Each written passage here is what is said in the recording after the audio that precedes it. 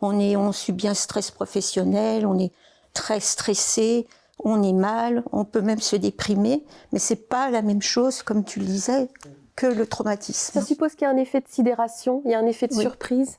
En fait, il y a aussi d'impuissance totale. La prise de conscience qu'on est mortel à un moment donné, alors qu'on se croyait, on vit tous dans l'illusion qu'on est un peu immortel.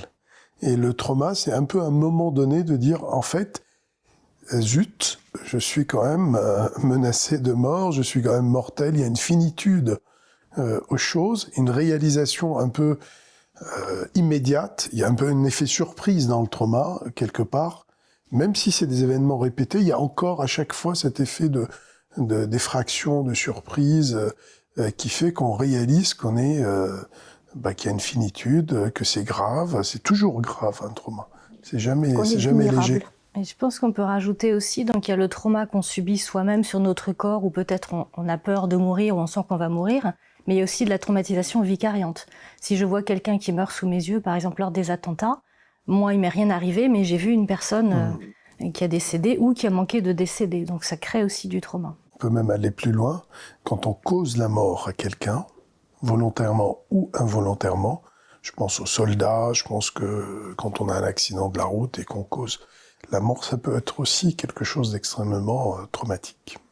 Et c'est en ça où des pompiers, des soignants qui peuvent être confrontés à la mort, à l'horreur de manière répétée, peuvent aussi développer des traumatismes de cet ordre-là, même si le fait qu'ils sont acteurs sur ces scènes limite le risque d'être traumatisés. C'est l'exposition répétée.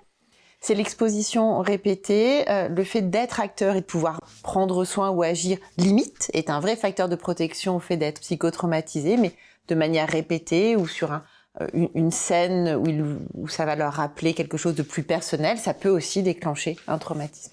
D'ailleurs, dans le DSM-5, ça a été rajouté comme une des définitions du traumatisme, quand on est exposé de façon répétée à des scènes d'horreur comme les policiers, les soldats, par exemple même quand on visionne des films, les magistrats, on peut y penser, les gendarmes, les levées de corps, les soldats, même les conducteurs de drones quand ils provoquent la mort d'autrui.